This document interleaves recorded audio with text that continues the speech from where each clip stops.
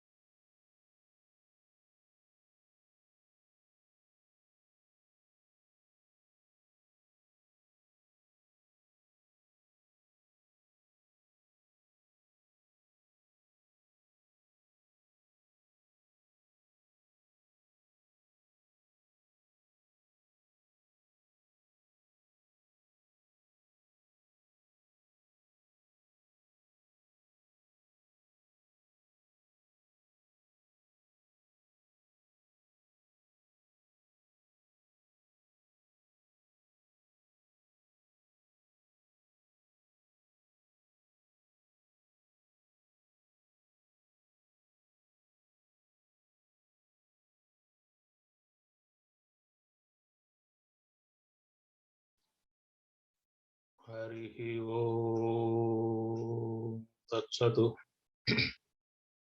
ओम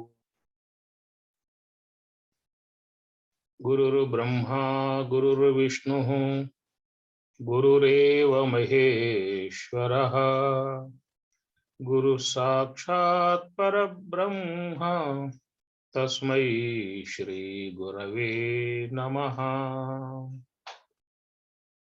कैवल्यामृतपानशिष्यविभवं स्वराज्यपीठस्थितं श्रीयादाटिनरहरिशिष्यतिलकं वेदान्तविज्ञानदम् आत्मानात्मविवेकदत्तसुवचं श्रीलक्ष्मणार्योत्तमं पृथ्वीस्थानतुरीयमार्गगमनं चैतन्यमूर्तिं भजे। परम पूज्युలు పవిత్రాత్మ స్వరూపులు లోకోద్ధారకులు త్యాగశీలులు ఈశ్వరాంశ సంభూతులు మహర్షి మండలికి, యోగి పొంగవలకు, తత్వవేత్తలకు, బ్రహ్మవేత్తలకు, విద్వరేణ్యులకు, విదుషిమనులకు, పండితులకు, జ్ఞానులకు, యోగులకు, భారత మాతకు, భూమాతకు, వేదమాతకు, గీతామాతకు నమస్కరిస్తూ, సర్వాంతర్యామి సచ్చిదానంద పరమాత్మకు నమస్కరిస్తూ, శ్రీ స్వరాజ్యాశ్రమం వ్యవస్థాపకులు, ప్రస్థానత్రయ భాష్యకారులు, పరమార్థ జ్ఞాన ప్రబోధకులు, ఉదార స్వభావులు, బ్రహ్మలీన బ్రహ్మశ్రీ బ్రహ్మర్షి శ్రీ జగద్గురు వేదాంతం లక్ష్మణార్యుల పాదాలకు ప్రణమిల్లుతూ శ్రీ స్వరాజ్యాశ్రమ పూజ్య మహాత్ములందరికీ నమస్కరిస్తూ, అందరి హృదయ కమలములో విరాజమానమై ఉన్న పరమాత్మకు నమస్కరిస్తూ, అందరికీ శుభాశీషులు, శుభమస్తు. జ్ఞానప్రసూ నాంబ సమేత శ్రీ కాళహస్తీశ్వర స్వామి వారి కృపానుగ్రహ ప్రాప్తిరస్తు. అలివేలుమంగా సమేత పద్మావతి సమేత శ్రీ వెంకటేశ్వర స్వామి వారి కృపానుగ్రహ ప్రాప్తిరస్తు. సంపూర్ణ ఆయుష్ ఆరోగ్యము ప్రాప్తిరస్తు. సకల శుభ ప్రాప్తిరస్తు. అందరికీ కుటుంబ సభ్యులందరికీ శుభమస్తు, శుభమస్తు, శుభమస్తు. హరి ఓం తత్సత్. ఓం. హరి ఓం స్వామి గారు నమస్కారం. హరి ఓం. హరి ఓం నమస్కారం. హరి ఓం. మేఘమాలమ్మ గారు, గురుమాతాజీ, గురుమాతాజీ నమస్కారం. హరి ఓం స్వామి. హరి ఓం స్వామి. ఉమాదేవి అయి నమ, విజయమ్మ దేవి అయి నమ, లక్ష్మీదేవి అయి నమ. హరి ఓం స్వామి. దేవి దేవి అయి నమ. హరి ఓం స్వామి. హరి ఓం. హరి ఓం స్వామి. హరి ఓం. హరి ఓం. అయ్యా గోపి, రేపల్లె గోపి, రేపల్లెలు గోపాలుడు. హరి ఓం స్వామి. హరి ఓం. హరి ఓం. హరి ఓం. కళావతి, కళావంతముగా నమస్కారం చేశావు. కళావతికి, ప్రభాకర్కి శుభాశీషులు. రాజగోపాల్ గారు, హరి ఓం స్వామి. రాజగోపాల్ గారు, హరి ఓం. అయ్యా ఆంజనేయులు, ఆంజనేయులు, ఆంజనేయాయ నమః. పరమ భక్తాయ నమః, భక్తాగ్రణ్యాయ నమః.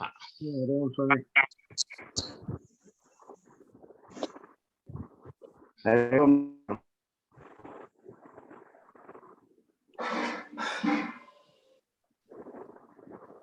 హరి ఓం తత్సత్. ఓం నమ శివాయ. ఓం నమో నారాయణాయ. ఓం హరయే పరమాత్మనే ప్రణత క్లేశనాశాయ గోవిందాయ నమో నమః. హరితకు హరి ఓం. కృష్ణ గారికి హరి ఓం. హరికి హరి ఓం. గౌరీ అమ్మగారు ఎవరు? గౌరీ, గౌరీ దేవి అయి నమః.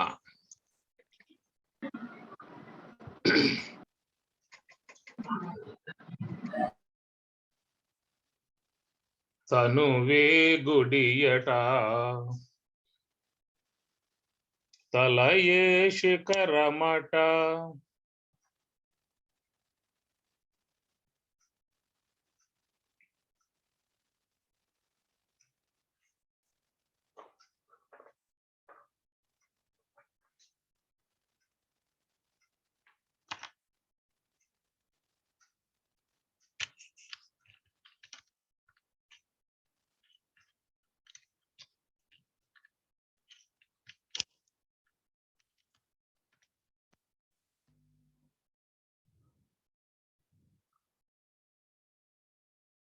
తనువే గుడియట, తలయే శిఖరమట, పెను హృదయమే హరి పీఠమట, కనుగొను చూపులే ఘన దీపములట, తలపు లోపలనున్న దైవమునకును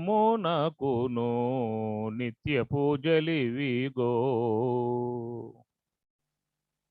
ఉన్నాడయా దేవుడున్నాడయా, కన్నులకు కనిపింపకున్నాడయా.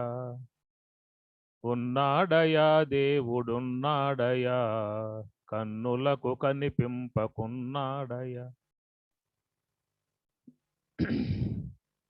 కన్నులకు కనిపింపకేమి చేస్తూ ఉన్నాడయా, కన్నులకు కనిపింపకేమి చేస్తున్నాడయా.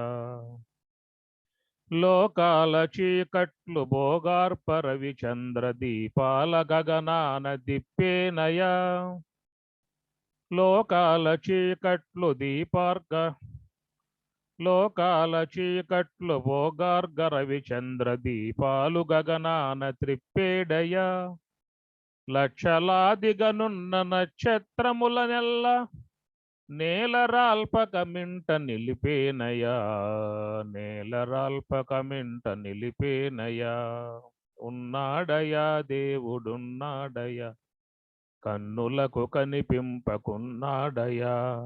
కనిపింపకేమి చేస్తున్నాడయా, కనిపింపకేమి చేస్తున్నాడయా. విశ్వవ్యాపకమై ఉన్నటువంటి విశ్వంభరుడు భగవంతుడు, సచ్చిదానందమై ఉన్నటువంటి ఇంద్రియ అగోచరమై నామరూపరహితమై సర్వాధిష్టానమై సచ్చిదానందమై ఉన్నటువంటి భగవంతుని విధానములో దేహో దేవాలయ ప్రోక్త, ఈ దేహమును దేవాలయము అనేటువంటిదిగా మహాత్ములు చెబుతున్న మాట. దేహము దేవాలయము అనేటువంటి మాట చెప్పింది ఎవరు? దేవాది దేవుడు. ఆయన చెప్పాలి కదా, విశ్వేశ్వరుడు. ఏమి నాటక సూత్రధారి, విశ్వ నాటక సూత్రధారి కృష్ణ భగవానుల వారు ఉత్తర గీతలో చెప్పినటువంటి మాట దేహో దేవాలయ ప్రోక్త అనేటువంటి ఉత్తర గీతలో వస్తుంది. అట్లనే ఈ శ్లోకం ఉపనిషత్తులలో కూడా వస్తుంది. ఉపనిషత్తులలో ప్రధానంగా ఉన్నటువంటి శ్లోకం ఇది. దీన్ని కృష్ణ భగవానుల వారు యథాతథంగా ఉత్తర గీతలో చక్కగా తీసుకొచ్చి పెట్టేసేసారు. కాబట్టి ఈ దేహము దేవాలయము అని చెప్పిన అన్నారు.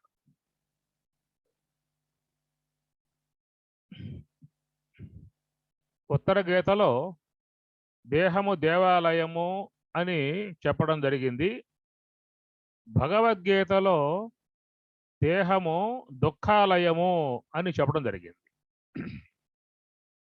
దుఃఖాలయం అశాశ్వతం న ఆప్నువంతి మహాత్మానః సంసిద్ధిం పరమాం గతాః.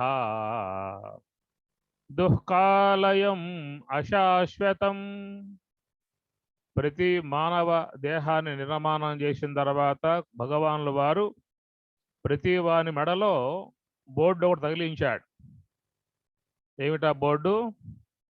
అయ్యా ఈ బోర్డు చూసుకో సార్ అని చెప్పిన అన్నాడు. దుఃఖాలయం అశాశ్వతం. నువ్వు పొందేది దేహం ద్వారా దుఃఖములే అనేటువంటి విధానము. ఎంత విధానముగా కాపాడుకున్నా కానీ ఏదో ఒక పూట చెప్పకుండా వెళ్ళిపోయే విధానం దేహమునందున్నది. కాబట్టి అశాశ్వతం, ఎంతైనా కాపాడుకోండి. కొంతమంది విదేశాలకు పోతారు, శరీరంలో ఉన్న భాగాలు మార్పించుకుంటూ ఉంటారు. లంగ్స్ మార్పిడి, కిడ్నీ మార్పిడి, లివర్ మార్పిడి, బ్లడ్ మార్పిడి అనేకంగా చేసుకుంటూ ఉంటారు. ఎన్ని చేసుకున్నా కానీ ఏదో పూట దేహం పోక మాత్రం తప్పదు అనే విషయముగా దుఃఖాలయం అశాశ్వతం. భగవద్గీతలో కృష్ణ భగవానుల వారు దుఃఖాలయము అన్నారు. మరి ఉత్తర గీతలో అయితే స్వామివారి స్వయంగా దేవాలయము అని చెప్పనే మాటగా చెప్పడం జరిగింది. అంటే ఏమిటి అర్థం? నీ ఇష్టం, నువ్వు ఈ దేహాన్ని దుఃఖాలయంగా మార్చుకుంటావో దేవాలయంగా మార్చుకుంటావో అది నీ చేతుల్లో ఉన్న విధానం. యథా ఇచ్చసి తదా కురు. నీకు ఈ దేహం నీ సొంతం చేశాను, ఈ దేహాన్ని నీకు నీ సొంతం చేశాను. అంటే దేహం యొక్క ప్రధానమైనటువంటి దాన్ని తాళంచేలు నా చేతుల్లో ఉంటాయి. అంటే దేహం నడవాలని చెప్పనంటే నడిసే విధానం అంతా నా చేతుల్లో ఉండే విధానము. కానీ నీకు మాత్రం నీకు సొంతం అనిపించే విధానంగానే నీకు ఈ దేహాన్ని చేయటం జరిగింది. కాబట్టి నువ్వు ఆ దేహాన్ని దేవాలయంగా మార్చుకున్నా అది నీ ఇష్టం, దుఃఖాలయంగా మార్చుకున్నా అది నీ ఇష్టం. అది స్వేచ్ఛ ఉందన్నమాట.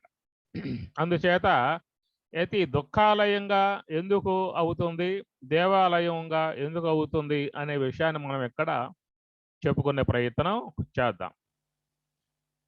ఇప్పుడు రత్నమ్మ గారికి ఒక ప్రశ్న ఇస్తూ ఉన్నాను. ఆ ప్రశ్న చెప్పగలిగినట్లయితే అమ్మగారికి ఒక బిరుదు కూడా ప్రదానం చేద్దాం అని చెప్పి అనుకుంటూ ఉన్నాను. ఒకటి ఏమిటని చెప్పానంటే ప్రశ్న, మనం గుడిలోకి పోయేటప్పుడు ఒక గోపురం ఉంటుంది కదా, ఆ గోపురం పేరేమిటి? గాలి గోపురం. అదిగో చెప్పేసింది అమ్మగారు. కనుక రత్నమ్మ గారికి నేను ప్రశ్న ఇచ్చాను, ప్రశ్న చక్కగా చెప్పేసింది కాబట్టి మరి ఆమెకి ఒక బిరుదు ప్రదానం చేయాలి మనం ఇక్కడ. అందువల్ల జ్ఞాన రత్న బిరుదాంకితులైనటువంటి రత్నమ్మ గారు చక్కగా సమాధానం చెప్పుకొచ్చారు. కాబట్టి అమ్మగారికి ఏంటంటే ఇక్కడి నుంచి కూడా అందరూ పిలవాల్సింది జ్ఞానరత్న అనే విధానంగా అందరూ పిలవాల్సి ఉంటుంది, సమాధానం చెప్పింది కాబట్టి. అందుచేత మనం గుడిలోకి ప్రవేశించటము అని చెప్పారంటే ఎట్నుంచి పోవాలి? గాలి గోపురం ద్వారా లోపలికి పోవాల్సి ఉంటుంది అని అర్థం. అది మరి గాలి గోపురం అనేది ఒకటి ఉన్నది, అట్లనే భూగోపురం, పృథివీ గోపురం ఉన్నది, జల గోపురం ఉన్నది, అగ్ని గోపురం ఉన్నది. 3 గోపురాలు ఉన్నాయి. మరి ఆ గోపురాల్లో కూడా పోయేది ఎవరు? పృథివీ స్థలము, జల స్థలము, అగ్ని స్థలము, ఇది వాయుస్థలం. కాబట్టి వాయుస్థలమై ఉన్నటువంటి గ్రహణ స్థలాన్ని ఏమన్నారు? ఇది గాలి గోపురం, ఇదేమో భూగోపురం, ఇది జల గోపురం, ఈ అగ్ని గోపురం. అందువల్ల ఈ మూడు గోపురాలకు ఉండగా పోయే వాళ్ళ లోకంలో చాలా మంది ఉన్నారు. ఈ 3 గోపురాల నుంచి అందామా, విందామా, కందామా, ఇదేక రోజు మొత్తం మీద మనిషికి ఉన్నటువంటి అవకాశం. తిందామా, విందామా, చూద్దామా, ఈ 3 భూగోపురము, జలగోపురము, అగ్ని గోపురము, ఇదన్నమాట. కాబట్టి 3 మార్గాలకు ఉండగా లోకంలో అందరూ కూడా ప్రయాణం చేస్తూ ఉన్నారు. 3 త్రోవల దిశాకారం, మూటి నడుమను శ్రీకారం, సూచేదంతయు సాకారం, చూపు నిలిపితే నిరాకారం. అయ్యా, ఒకసారి ఇంటే శ్రవణము అంటారు, రెండవసారి ఇంటే మననము అని చెప్పని అంటారు. శ్రవణం చేసేటువంటి వారికి కొత్తగా అంశం తెలిసే విధానంగా ఉంటుంది. మరొకసారి మననం చేసేటువంటి వారికి ఆ విషయం మనస్సుకు బాగా దృఢపడే అవకాశం ఉంటుంది. అందుచేత తొలిసారిగా విన్నట్లయితేనేమో గురువుకు నమస్కారం పెట్టుకోండి, రెండవసారి వినే విధానంగా ఉన్నట్లయితే జగద్గురువుకు నమస్కారం పెట్టుకోండి, లక్ష్మణార్యులకు నమస్కారం పెట్టుకోండి. 3 త్రోవల దిశాకారం, మూటి నడుమను శ్రీకారం అని బ్రహ్మేంద్ర స్వామిలో అప్పుడే చెప్పేసేసాడు. కాబట్టి 3 గోపురాలుగా మనం చెప్పుకున్నట్లయితే పృథివీ గోపురం, భూగోపురము, జలగోపురము, అగ్ని గోపురం చెప్పారు కదా. భూమి, జలము, అగ్ని, వాయువు, ఆకాశం, ఇదన్నమాట. అదే కదా. ఇది మూల విచారం. స్వామి చెప్పింది ఆ భూమి, జలము, అగ్ని, వాయువు, ఆకాశం, కంఠమునందు ఆకాశం చెప్పింది. ఇది మూల విచారము అని పేరు పెట్టాడు స్వామి గారు. బ్రహ్మాండ విచారం చెప్పినప్పుడు మళ్ళీ వేరే వస్తాయి వాటికి అర్థాలు. శ్రోత్రమాకాశే, వాయో త్వక్కు, అగ్ని చక్షు, అప్సు జిహ్వా, పృథివ్యాం ఘ్రాణమితి అనేది శారీరకోపనిషత్తులో చెప్పినటువంటి అంశాన్ని బట్టి స్వామివారు ఇట్లా చెబితేనేమో దీన్ని బ్రహ్మాండ విచారము అన్నారు. మరి ఇక్కడ పృథివీ, జలము, అగ్ని, వాయువు, ఆకాశం ఇట్లా చెబితే ఏమంటారు? దీన్ని మూల విచారము అని చెప్పని అంటారు. ఇక్కడ మూల విచారము అని చెప్పన్నప్పుడు దాంట్లో ఉన్నటువంటి అంశములు అనేటువంటి విషయములో చెప్పడం జరుగుతూ ఉంటుంది. బ్రహ్మాండ విచారంగా చెప్పినప్పుడేమో శ్రోత్రమాకాశే వాయు త్వక్కు అగ్ని చక్షు అప్సు జిహ్వ పృథివ్యాం గ్రాణమితి అని చెప్పడం ఎందుకని చెప్పనంటే పంచభూతములు అనే ఉన్నాయి కాబట్టి ఈ పంచభూతములలో చేరి ఉన్నటువంటి గుణములు పంచభూతములను ఆశ్రయించి ఉంటాయి. ద్రవ్యాశ్రయములో ఉండేటువంటి గుణాలు కనుక ఆ ప్రకారంగా పంచభూతములలో చేరి ఉన్నటువంటి గుణములకు శబ్దస్పర్శాది విషయములను తెలుసుకునే విధానముగా ఉన్నటువంటి మార్గములో చెప్పినటువంటి అంశము దాన్ని బ్రహ్మాండ విచారము అంటారు. ఎందువల్ల బ్రహ్మాండం అంటే విశ్వం, జగత్తు. ఈ విశ్వ జగత్తంతా చేరి దాన్ని బ్రహ్మాండము అన్నారు. ఆ విశ్వ జగత్తు యొక్క అనగా పంచభూతముల అంశముతో ఏర్పడింది కాబట్టి ఈ శరీరము దీన్ని పిండాండము అన్నారు. కాబట్టి ఈశ్వర దేహమై ఉన్న భాగాన్నేమో బ్రహ్మాండము అంటారు. జీవుని దేహమై ఉన్నటువంటి భాగాన్నేమో పిండాండము అన్నారు. అనగా బ్రహ్మాండంలోని భాగమే ఈ పిండాండము అని చెప్పని. అయితే ఈ పదాలకు అర్థం కూడా మరొక విధానంలో చెప్పుకోవాల్సిన అంశం ఉంటుంది. అది సందర్భం వచ్చినప్పుడు నేను ఆ విషయం తీసుకుంటా. ఇక్కడ సందర్భం కాదు దీనికి. కనుక అండ పిండ బ్రహ్మాండాలు అని చెప్పనంటే దానికి మళ్ళీ అర్థం, వాటికి ఒక అర్థాలు ఉన్నాయి. అవి తర్వాత సందర్భం వచ్చినప్పుడు చెప్పే విధానం చేస్తాను. అందువల్ల బ్రహ్మాండము అన్నప్పుడు ఈశ్వర శరీరం, దాన్ని బ్రహ్మాండము అన్నారు. మరి ఆ యొక్క పంచభూతాంశముల ద్వారా నిర్మాణం చేయబడింది కాబట్టి ఈ జీవుని యొక్క దేహం దీనిని పిండాండము అని చెప్పనంట.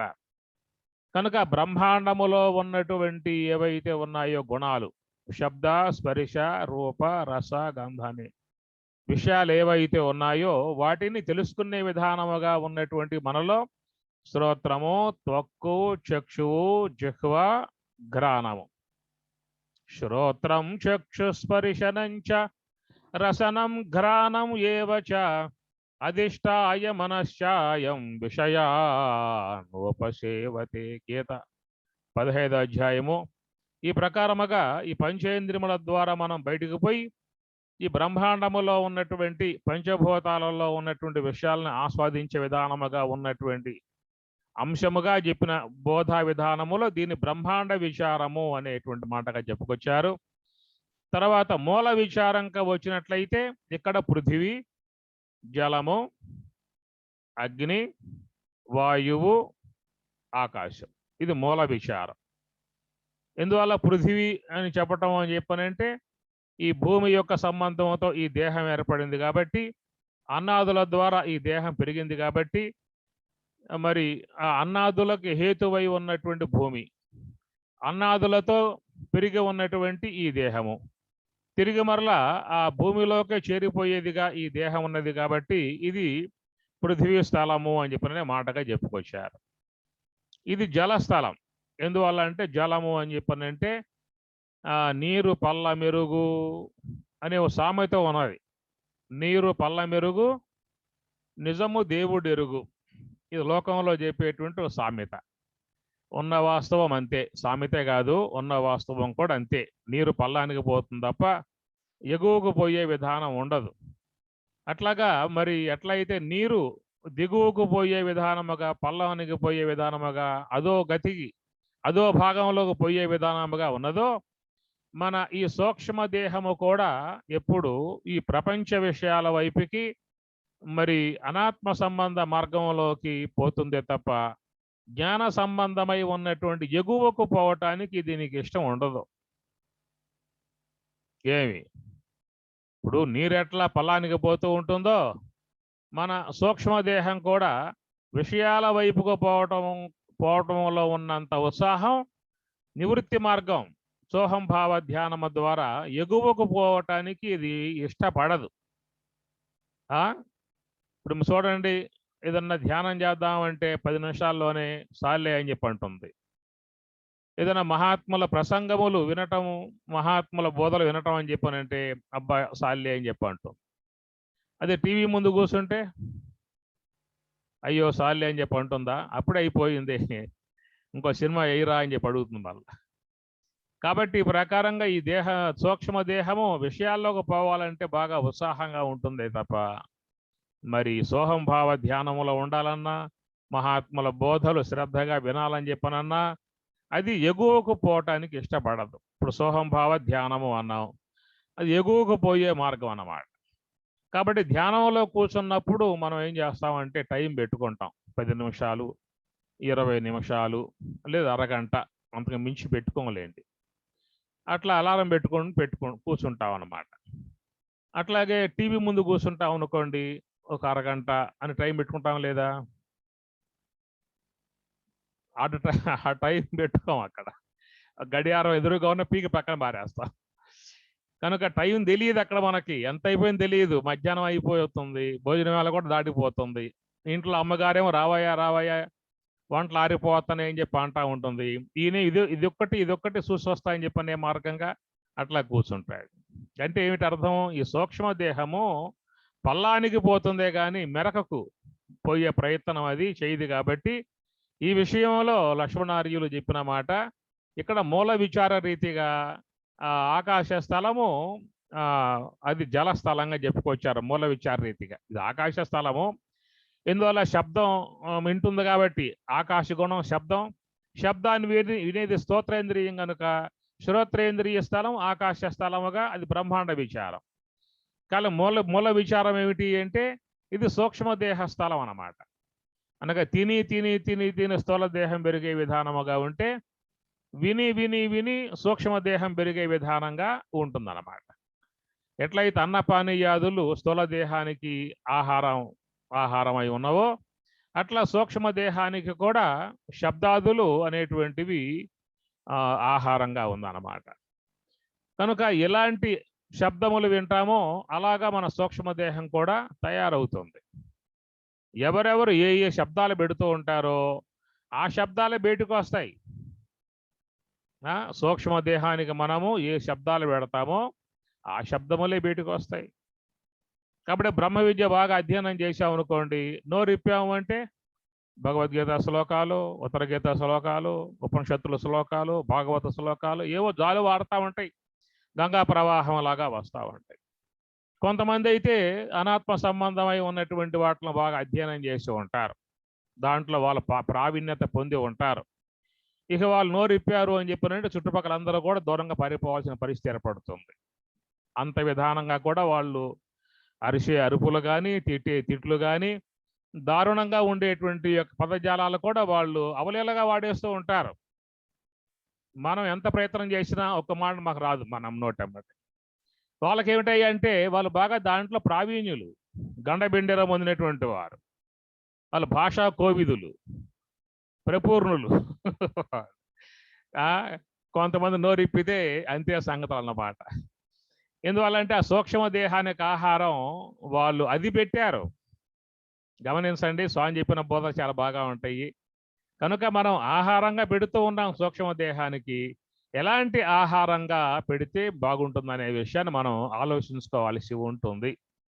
చెప్తారు కదా, పగవాడికి ప్రాణమన్నా ఇవ్వు కానీ చెవి మాత్రం ఇవ్వమాక అని ఒక సామెత ఉందన్నమాట. ఎందువల్ల అంటే చెవిలో పడ్డటువంటి యొక్క విషయాలు సూక్ష్మ దేహంలో నాటుకుపోతాయి, పోవు. ఇప్పుడు మనకి చెప్తారు కదా, యమలోకంలో మన లెక్క రాసే వ్యక్తి ఒక అతను ఉన్నాడు. ఆయన పేరేమిటి? చిత్రగుప్తుడు అని చెప్పని అంటారు.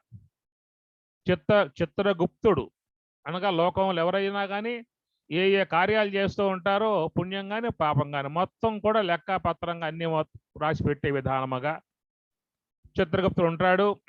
ఈ చనిపోయిన తర్వాత యమలోకం పోయిన తర్వాత ఆయన పేరు మీద ఉన్న లెక్క అంతా మొత్తం యముడికి చెప్పినప్పుడు అది అన్నటువంటి యముడు వాళ్ళకు శిక్ష వేయటం లాంటిది చేస్తూ ఉంటాడు. మీరు ఈ విషయం సినిమాల్లో కూడా చూసి ఉంటారు, నాటికల్లో కూడా చూసుకుంటారు. యముడు పక్కనే కూర్చుంటాడు చిత్రగుప్తుడు. అది పెద్ద పుస్తకం అన్నమాట. అది చాట అంత పుస్తకం పెద్దది పెట్టుకుంటాడు. పని ఆ పేజీలు తిప్పుతూ ఉంటాడు, ఒకట పేజీలు. చూస్తూ ఉంటాం అన్నమాట. అందువల్ల యముడి చేతుల్లో పడకుండా మనం ఎట్లా చేయాలి అనే విధానంగా ఆలోచించారు మన వాళ్ళు. అసలు లెక్కంతా రాసే చిత్రగుప్తుడు కాబట్టి మనం ఆయన కన్నా కాకాబట్టాము అని చెప్పానంటే లెక్క మొత్తం తారుమారు చేసేస్తాడు. కాబట్టి మనకి బాధలు లేకుండా పోతాయి. లెక్క మొత్తం ఎవరి చేతుల్లో ఉన్నది? ఈయన చేతుల్లో ఉన్నది. యముడిది ఏముంది? యముడు చెప్తే తన్నేవాడు. లెక్క అంతా ఉంది ఎవరి దగ్గర అంటే చిత్రగుప్తుడు కాబట్టి ఆయన్ని కొంచెం కాకాబట్టేదైనా గనక చేసినట్లయితే, ఆ లెక్కలో కొంచెం విధానం చేసినట్లయితే మనం ఈ శిక్షల్ని తప్పించుకునే అవకాశం ఉంటుంది అనే విధానంలో ఆలోచన చేశారు. దానికి చక్కగా వ్రతం ఒకటి ఏర్పాటు చేశారు. చిత్రగుప్త వ్రతము అని చెప్పని అంటారు. ఆ వ్రతాన్ని చాలా మంది లోకంలో చేస్తూ ఉన్నారు. మీకు కూడా చేసే అపేక్ష ఉంటే మాత్రం తప్పనిసరిగా చేయండి. దానివల్ల మీకు కొంత బెనిఫిట్ కూడా ఉండే అవకాశం ఉంటుందన్నమాట. ఏమిటో వ్రతము అని చెప్పినట్లయితే దాని విధానం చెబుతాను, తర్వాత మీరు పాటించండి. నవగ్రహాలు చుట్టూ పెట్టి మధ్యలో యముణ్ణి చిత్రగుప్తుణ్ణి పెట్టాలి. ఆ విధంగా పెట్టిన తర్వాత వ్రతం అంతా కూడా అయ్యవారు చేస్తారు. అంత వ్రతం అంతా అయిపోయిన తర్వాత మరి అయ్యవార్లకి గోదానము, భూదానము, తిలదానము, శక్తి కొలది అన్ని కూడా దానాలు చేయాల్సి ఉంటుంది. లాస్ట్లో వచ్చే దానం ఏంటని చెప్పానంటే చిత్రగుప్తుడి చేతిలో ఏముంటుంది?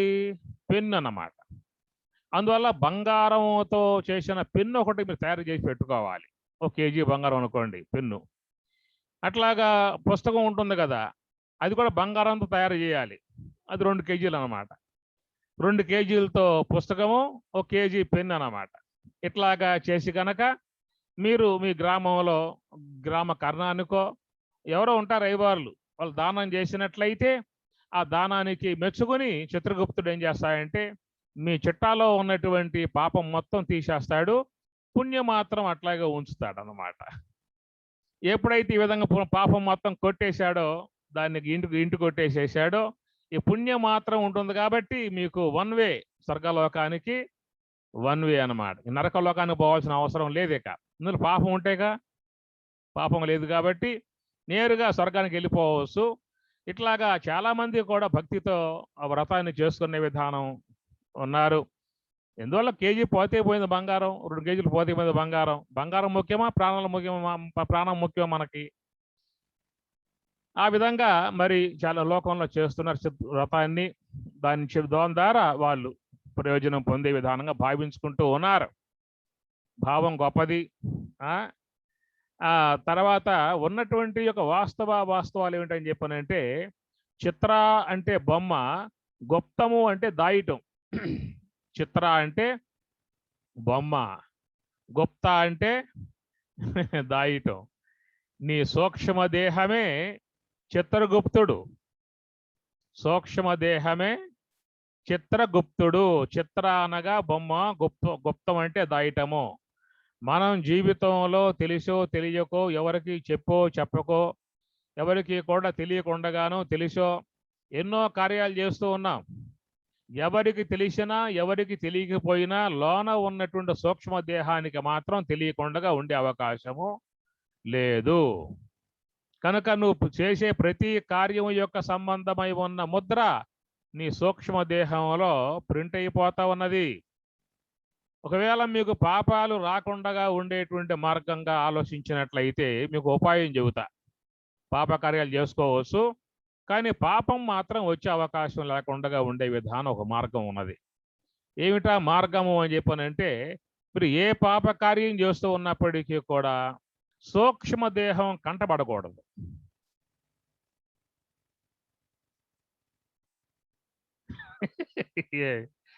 సూక్ష్మ దేహం 2 కన్నులు మూసేయండి, చేయండి అంతే. పాపం ప్రసక్తే లేదేక.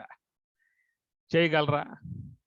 సూక్ష్మ దేహానికి తెలియకుండా సూక్ష్మ దేహం కళ్ళు కప్పి చేయగలిగేటువంటి నేర్పరితనం గనక మీరు సంపాదించుకున్నట్లయితే ఇక పాపాల విషయంలో ఎవరు భయపడాల్సిన అవసరము లేదు. ఇక ఒకవేళ ఆ విధంగా మీకు అలాంటి సౌలభ్యం లేదు అని అనిపించినట్లయితే మరొక పని చేయొచ్చు. మీరు సూక్ష్మ దేహంలో తప్పనిసరిగా ముద్రలు పడతాయి. లోపల ఉంటాయి ముద్రలు. మనం అనుకుంటూ ఉంటాం ఎప్పుడో చేశామండి, అవన్నీ ఉన్నాయా? అనే మాటకు మనం వాడుతూ ఉంటాం. నువ్వు ఎప్పుడైనా కానీ కాక చేసినవన్నీ కూడా సూక్ష్మదేహంలో గుప్తముగా ఉంటాయి. దాని పేరు చిత్రగుప్త, గుప్తముగా ఉంటాయి. సందర్భం వచ్చినప్పుడు బయటపడతాయి మొత్తం కూడా. మీరు మీ స్కూల్లో ఒక వ్యక్తితో బాగా స్నేహం ఉండేది, చాలా సఖ్యత ఉండేది. ఇద్దరు కలిసి ఎన్నో కార్యాలు చేశారు. మీరు చిన్నతనం కాబట్టి ఎన్నో పనులు చేశారు. ఉన్నత విద్యలకు వెళ్ళిపోయారు, ఇద్దరు చీలిపోయారు, గృహస్థులయ్యారు, ఎక్కడెక్కడో సెటిల్ అయిపోయారు. నువ్వేమో కలకత్తాలో, ఆయనేమో అమెరికాలో సెట్ అయిపోయారు. చాలా కాలం అయిపోయింది, దాదాపుగా మధ్యలో గ్యాప్ 50 ఏళ్ళు గ్యాప్ వచ్చేసేసింది. ఆ తర్వాత ఏదో సందర్భంలో ఫంక్షన్లో ఇద్దరు కలవటం జరిగిందన్నమాట. జరిగినప్పుడు మరి లోన ఉన్నటువంటివి జ్ఞాపకం వస్తాయా రావా? ఈ మధ్యకాలములో చిన్నప్పుడెప్పుడో స్నేహంతో చేసిన కార్యములు ఆ తర్వాత కాలంలో ఉన్నత విద్యల కోసం ఇద్దరు వెళ్ళిపోయినటువంటి వారు ఆ తర్వాత ఆయా ఉద్యోగాలలో వాళ్ళు సెట్ అయిపోయారు, వివాహాలు చేసుకున్నారు, వేరే వేరే దేశాలలో ఉండిపోయారు. మధ్యలో 50 ఏండ్ల కాలం గ్యాప్ వచ్చింది కదా. మరి 50 ఏండ్ల కాలంలో ఈ మొత్తం చెరిగిపోయి ఉండాలి కదా. చెరిగిపోయాయా? ఎప్పుడైతే ఇద్దరు కలిశారో, ఇద్దరం కదా అక్కడ 14 స్కూల్లో చదువుకున్నాం, మనము విధంగా స్నేహంగా ఉన్నాం, చాలా కాలం మనం ఇద్దరం కలిసి వ్యవహరించాము, పలానా కార్యాలు చేశాము, ఇద్దరు ముచ్చరించుకుంటారు. కాబట్టి ఇవన్నీ ఎక్కడో పోయినాయి. 50 ఏండ్ల కాలం పాటు గుప్తముగా లోపల ఉన్నాయి. దాని పేరే గుప్త, చిత్ర గుప్త, గుప్తముగా పెట్టేస్తుంది. సందర్భం వస్తే నీకు నీ చాప్టర్ అంతా కూడా కళ్ళ ముందు చూపించేసే విధానంగా చేస్తూ ఉంటుందన్నమాట. కాబట్టి ఈ ప్రకారంగా ఈ మనసు అనేటువంటి యొక్క వస్తువులో పడ్డటువంటి విధానాలు. కాబట్టి మనస్సులో పడకుండా చేసే అవకాశం ఉన్నదా అని చెప్పి ఆలోచిస్తే ఏం అవకాశాలు లేవు. ఎందుకంటే నువ్వు ఏ కార్యం చేయాలన్నా సూక్ష్మదేహాన్ని ముందు పెట్టుకునే చేయాలి. కాబట్టి అది లేకుండా ఇంట్లో పెట్టిలో పెట్టో, డబ్బాలో పెట్టో, లేదా సీసాలో మనం చూస్తుంటాం, అలివరం వచ్చిన కొన్నిట్లో భూతాలను సీసాలలో పెట్టి మూతలు వేస్తూ ఉంటారు అన్నమాట. అట్లాగా మనం కూడా ఏమన్నా సూక్ష్మదేహాన్ని ఒక సీసాలో పెట్టి మూత పెట్టి ఇంట్లో పడేసి బయటికి పోదామంటే అవకాశాలు లేవు. నువ్వు ఏ కార్యం చేయాలన్నా సూక్ష్మదేహంతో చేయాల్సి ఉంటుంది. అందుచేత నువ్వు చేసే పాప సంబంధమై ఉన్న, పాపం కావచ్చు పుణ్యం కావచ్చు, రెండు వస్తాయి. అందువల్ల పాప సంబంధమై ఉన్నటువంటి యొక్క ఆ సంస్కారం అంతా సూక్ష్మదేహంలోకి వచ్చి పడిపోతుంది. ఎందుకంటే అది దాని యొక్క ప్రమేయం లేకుండా చేసే అవకాశం లేదు. కాబట్టి ఒక పని చేయండి, లేదా సూక్ష్మదేహంలో ముద్రలు పడ్డాయి, వాటిని చెరిపేయండి. ఇప్పుడు బ్లాక్ బోర్డు ఉందనుకోండి, దాని మీద రాశాము, రాయటం అయిపోయింది అనుకో, చెరిపేస్తున్నాం కదా. అట్లాగే మరి ఆ సూక్ష్మదేహంలో పడ్డటువంటివన్నిటినీ కూడా చెరిపేసే సదుపాయం ఏమన్నా మనకు ఉన్నదా? చేత్తో చెరిపేసే అవకాశాలు ఉన్నాయా? కాల్చేసే అవకాశాలు ఉన్నాయి. అది మహాత్ములు చేసే పని. బ్రహ్మాగ్ని ద్వారా కాల్చి వేసుకునే అవకాశం ఉందే తప్ప చేత్తో చెరిపేసే అవకాశాలు మాత్రం లేవు. కాబట్టి సూక్ష్మదేహమునకు తెలియకుండా ఏమీ చేసే అవకాశం లేదు. సూక్ష్మదేహంలో ప్రింట్ అయిన తర్వాత వాట్లను చెరిపేసే అవకాశములు లేవు. అందుచేత ఆ సూక్ష్మదేహములో పడిపోతున్నాయి. కాబట్టి ఇవన్నీ కూడా ఆ సూక్ష్మదేహం అనబడేటువంటిది అనాత్మ వైపుకే ప్రవాహ రూపంగా పోతుందే తప్ప అది ఆధ్యాత్మికం వైపుకి ఇది రావాలని చెప్పనంటే, ఎగువకు ప్రయాణం చేయాలంటే దానికి మహా కష్టం. తాత్విక పరంగా పోవాలంటే దాని మహా కష్టం. వ్యవహార విధానంగా పోవాలంటే చాలా మంచిలప్రాయంగా పోతుంది అన్నమాట, కండ్రెప్పబాట్లు వెళ్ళిపోతుంది అది. అందువల్ల ఇలాంటి స్వాభావికత విధానం సూక్ష్మదేహంలో ఉన్నది. కాబట్టి స్వామివారు ఈ యొక్క ఆకాశ స్థలమునందు ఏం చెప్పుకొచ్చారు? జలస్థలము అన్నారు. ఇది మూల విచారం అన్నమాట. భూమి, జలము, జలస్థలం ఇది. ఎందువలన సూక్ష్మదేహం యొక్క విధానములో అది అనాత్మ వైపుకు పోతూ ఉంటుంది. కాబట్టి ఈ మూల విచార రీతిగా ఇక్కడ సూక్ష్మదేహం చెప్పడం జరుగుతూ ఉన్నది. ఆ తర్వాత ఇక్కడ కారణదేహం అన్నమాట. ఈ కారణదేహ స్థలం అగ్నిస్థలం. నేత్ర స్థలము మూల విచార రీతిగా అది కారణ దేహ స్థలము అని చెప్పి అన్నారు. అందుచేత ఈ ప్రకారముగా మరి ఈ 3 దేహాలకు ఏమిటాయి ఆహారం అని చెప్పానంటే స్థూల దేహానికి అన్నపానీయాలు, సూక్ష్మ దేహానికి శబ్దాదులు, కారణ దేహానికి దృశ్యాదులు. దృశ్యములే ఆహారము. అన్నపానీయములు తీసుకుని స్థూల దేహం పెరుగుతుంది, శబ్దాదులను గ్రహించి సూక్ష్మ దేహం పెరుగుతుంది, దృశ్యాదులను తీసుకొని కారణదేహం పెరుగుతూ ఉంటుంది. అందుచేత ఈ మూటిటిని కూడా ఏమన్నారు అంటే ఇక్కడ దేహము అనే మాట వాడారు. స్థూల దేహము, సూక్ష్మ దేహము, కారణ దేహము. ఏమండి దేహము అని చెప్పి అంటున్నారు కదా, కనపట్టలేదే అని అనవచ్చు మీరు. కనపడేదిగా ఉండేది కాబట్టి స్థూల దేహం అన్నారు. కనపడే విధానముగా లేదు కాబట్టి ఏమన్నారు, దాని సూక్ష్మ దేహం అన్నారు. అది దేహమే.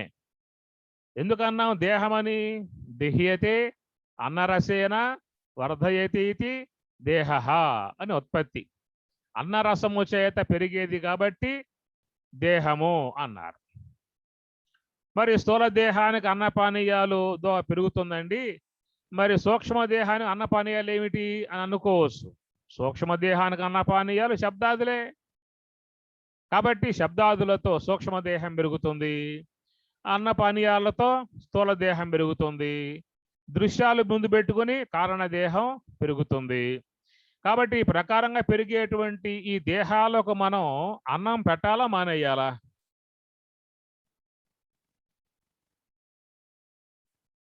ఏమండి స్థూల దేహానికి మాత్రం పెడతామండి, సూక్ష్మ దేహానికి మాత్రం పెట్టమని చెప్పని అంటారా? కనుక సూక్ష్మ దేహానికి కారణ దేహానికి ఆహారం లోనగబోతా ఉన్నది, శబ్దాల రూపకంగా లోనగబోతా ఉన్నది, దృశ్యాల రూపకంగా ఆహారం కారణ దేహానికి కూడా పోతూ ఉన్నది. అయితే మనం ఏమి చేయాలి ఈ విషయంలో అని చెప్పి అన్నప్పుడు మన ఈ శరీరంలోకి పోయేటువంటి ఆహార పదార్థాల విషయంలో మనం జాగ్రత్తలు వహిస్తూ ఉంటాం. ఎందుకంటే శుద్ధమై ఉండాలి, సాత్వికమై ఉండాలి, తర్వాత మంచి కుళ్ళిపోకుండా ఇట్లాగా ఆహారం తీసుకునే విషయాలలో కొన్ని ధర్మాలు పాటిస్తాం. దీన్ని ఏం చెప్పారన్న మహాత్ములు కూడా ఆహార శుద్ధియే జ్ఞాన సిద్ధి అనే మాట కూడా వాడారు మహాత్ములు. మహర్షి మలయాళ స్వాముల వారి ఆశ్రమంలో వినపడతా ఉంటుంది ఈ మాట ఎప్పుడు కూడా. ఆహార శుద్ధియే జ్ఞాన సిద్ధి అనే మాట అన్నమాట. కాబట్టి మనం దేహానికి పెట్టేటువంటి ఆహారం ఎప్పుడు కూడా చాలా జాగ్రత్తగా నియమాలు పాటించాల్సి ఉంటుంది. సాత్వికమై ఉన్నటువంటి ఆహారం కావాలి. ఆయుస్సత్వ బలారోగ్య సుఖ ప్రీతి వివర్ధనాః రస్యాః స్నిగ్ధాః స్థిరాః హృదయాః ఆహారః సాత్విక ప్రియాః. ఈ శ్లోకం చాలా గొప్పదండి. ఇది చాలా అర్థవంతముగా ఉండేటువంటి శ్లోకము. మీరు గీతలలో చాలా మంది మహాత్ములు దీని మీద మంచి అర్థం కూడా చెప్పడం జరిగింది. దాన్ని మీరు అధ్యయనం చేయండి, ఎందుకంటే చాలా ముఖ్యం. ఇవన్నీ కూడా పరమాత్మ గీతలు ఆహార విషయం చెప్పుకొచ్చారు. ఆయుస్సత్వ బలారోగ్య సుఖ ప్రీతి వివర్ధనాః రస్యాః స్నిగ్ధాః స్థిరాః హృదయాః ఆహారః సాత్విక ప్రియాః. సాత్విక సంబంధమై ఉన్న ఆహారము, రాజసిక సంబంధమై ఉన్న ఆహారము, తామసిక సంబంధమై ఉన్న ఆహారం, అదనమాట. కాబట్టి మనం సాత్విక సంబంధమై ఉన్న ఆహారం తీసుకున్నట్లయితే శరీరము తేలిగ్గా ఉంటుంది, మనస్సు తేలిగ్గా ఉంటుంది, శరీరం కూడా ఆరోగ్యకరంగా ఉంటుంది, సంతోషముగా జీవించే అవకాశం ఏర్పడుతుంది అన్నమాట. అందుచేత ఆహార విషయాలలో చాలా జాగ్రత్తగా ఉండాల్సిన అవసరం ఉంటుంది. ఎందుకంటే మనకి దేహం అనేటువంటిది ఈ దేహం ఏమిటంటే ఏం చెప్పేది, ధర్మ కార్యార్థం మోక్ష కార్యార్థమై వచ్చినటువంటి యొక్క వస్తువు ఈ దేహం కాబట్టి మనం ఈ దేహాన్ని చాలా చక్కగా కాపాడుకోవాల్సి ఉంటుంది. దాని ద్వారా మనం పరమార్థాన్ని పొందటానికి అవకాశం అనేది ఉంటుంది. కాబట్టి స్థూల దేహ విషయము. రెండవది సూక్ష్మ దేహానికి కూడా ఆహారములు. సాత్విక సంబంధ ఆహారము, రాజసిక సంబంధ ఆహారము, తామసిక సంబంధ ఆహారము. సూక్ష్మ దేహానికి కూడా పెట్టేటువంటి ఆహార విషయంలో ఈ మూడు కూడా ఉంటాయి. అందువల్ల మనం ఆ విషయాన్ని ముఖ్యంగా గమనించాల్సి ఉంటుంది. సాత్విక సంబంధమై ఉన్నటువంటి తాత్విక సంబంధమై ఉన్న ఆహారము సాత్విక ఆహారము. ఇక లోక సంబంధమై ఉన్నటువంటి ఆహారము రజోగుణాత్మక ఆహారము. ఇక మూడవది తామసిక సంబంధమై ఉన్న ఆహారం శబ్దములు. ఇట్లాగా అన్ని గ్రహించుకోవాల్సి ఉంటుంది. అట్లనే మన నేత్రానికి పెట్టేటువంటి దృశ్యములు అనేటువంటివి కూడా సాత్విక సంబంధ దృశ్యములు, రాజసిక సంబంధ దృశ్యములు, తామసిక సంబంధ దృశ్యములు అనేటువంటివి. ఇట్లాగా మూడు దేహాలకు కూడా మనం ఆహారాన్ని పెట్టే విధానములో జాగ్రత్తలు పాటించాల్సి ఉంటుంది. ఎందుకంటే ఒకవేళ ఈ దేహం ఏమన్నా అనారోగ్యానికి గురై ఒకవేళ ఈ దేహం కాస్త పోతే పోయిందనుకోండి, కానీ సూక్ష్మ దేహంలో పడేటువంటి యొక్క ఆహారం మాత్రం అది చాలా కాలం ఉండే అవకాశం దాంట్లో ఉందన్నమాట. స్థూల దేహానికి పెట్టే ఆహారము ఇబ్బంది కలగజేసి ఏదైనా ప్రమాదవశాత్తు కలిగినప్పటికీ కూడా నీకు పోతే ఒక దేహమే పోతుంది. సూక్ష్మ దేహానికి పెట్టే ఆహారం అయితే జన్మ జన్మాలకు ఉండేటువంటి విధానం దాంట్లో చేరిపోతుంది. కాబట్టి సూక్ష్మ దేహం పెంచుకునే విధానము, కారణ దేహాన్ని పెంచుకునే విధానములో మనం జాగ్రత్తలు ముఖ్యంగా పాటించాల్సి ఉంటుంది. స్థూల దేహం అంటారా, పోతుంది, ఏదో నాడు పోతుంది. కానీ రెండు మనమ్మటే ఉండేటువంటివి కాబట్టి సూక్ష్మదేహము కారణదేహము వాటి విషయాలు గమనికగలిగి ఉండాలి. కాబట్టి అందుచేత లక్ష్మణార్యులు ఇక్కడ మీకు మూల విచారము అనేటువంటి విధానములో పృథివీ, జలము, అగ్ని మూడు అంశాలు అన్నమాట. కాబట్టి ఈ ప్రకారముగా ఈ పృథివీ ద్వారము కొండగా పోతూ ఉన్నాము, తర్వాత జలద్వారము కొండగా పోతూ ఉన్నాము, అగ్ని ద్వారము కొండగా పోతూ ఉన్నాము. ఈ గాలి గోపురం గుండా పోవటం మాత్రం గాలి గోపురం గుండా పోతే దేవాలయం ఏమి, పృథివీ గోపురం గుండా పోతే దేవాలయంగా చెప్పేది ఏమన్నా మీకేమన్నా? జల గోపురం గుండా పోతే దేవాలయంగా చెప్పే అవకాశం ఉందా? అగ్ని గోపురం ద్వారా పోతే దేవాలయంగా చెప్పే అవకాశం ఉందా? ఏం చెప్పారు? ఒక మహాకారణమునకు వాయు సంచారమై ఉన్నటువంటి శ్వాస యొక్క అనుష్ఠానములో శ్వాస ద్వారానే లోనకు పోవాల్సి ఉన్నది. కాబట్టి దీనిని గాలి గోపురము అని చెప్పి అన్నారు. ఇప్పుడు చాలా మంది పదం వాడుతూ ఉంటారు, ఆలయం అండి ఇది గాలి గోపురము అని చెప్పి అంటూ ఉంటారు. అంటే దాంట్లోనే గాలి ఉంటుందా? కాబట్టి ఇక్కడ చెప్పింది అర్థము పరమార్థమై ఉన్నటువంటి దేహం అనే దేవాలయం యొక్క విషయంగా చెప్పినప్పుడు దేహో దేవాలయ ప్రోక్త, ఈ దేహమే దేవాలయము అనేటువంటి మాటగా చెప్పినప్పుడు గాలి గోపురం ద్వారా ఆలయంలోకి పోవాలి అనే మాట వాడినట్లయితే ఏదా గాలి గోపురము అని చెప్పనంటే రోజుకు 21,600 సార్లుగా సంచారం కలిగి ఉన్నటువంటి ఎక్కడైతే శ్వాస సంచారం ఉన్నదో ఆ శ్వాస సంచారం ఉన్నటువంటి ఈ మహాకారణ స్థలమే గాలి గోపురము. ఇదన్నమాట. అంటే లోకములో ఒక వ్యవహారం ఉంటుంది, ఆ వ్యవహారానికి పరమార్థం అది జ్ఞానపరంగా మీకు అందుతుందన్నమాట. ప్రతిదీ అంతే. చూడండి, ఇప్పుడు మనకు యజ్ఞోపవేతం అని ఉంటుంది. చాలా మందికి వైశ్యులు, క్షత్రియులు, బ్రాహ్మలు, ఇంకితర వర్ణస్థులకు కూడా యజ్ఞోపవేతం ఉంటుంది. అది మనకేంటంటే ఒక పరమార్థాన్ని సూచించేటువంటి ఒక నామక ఉన్నటువంటి అంశము. కనుక అంశాన్ని మనం పట్టుకొని అంశని చేరుకోవాలి. ఏమి ఇప్పుడు అగ్ని దాన్ని ఏమన్నారు? లింగము అన్నారు. అగ్ని లింగము అన్నారు. లింగి, ఆ లింగికి ఉన్నటువంటి లింగం ఏమిటని చెప్పనంటే పొగ లింగము అంటారు. ఆ పొగ కారణమై ఉన్నటువంటి దానిని అగ్నిని లింగి అంటారు. లింగి లింగ సంబంధం అన్నమాట. అట్లనే అర్థము పరమార్థము అని చెప్పని ఇట్లాగా ప్రతి అంశము కూడా మనం భౌతికముగా పెట్టుకున్నాము. ఆ భౌతికముగా ఉన్నటువంటి అంశాన్ని బట్టి మనం పారమార్థికమును గుర్తించాల్సిన విధానం ఉంటుంది. అదన్నమాట. దీన్నే శాఖా చంద్ర న్యాయము అని చెప్పని అంటారు.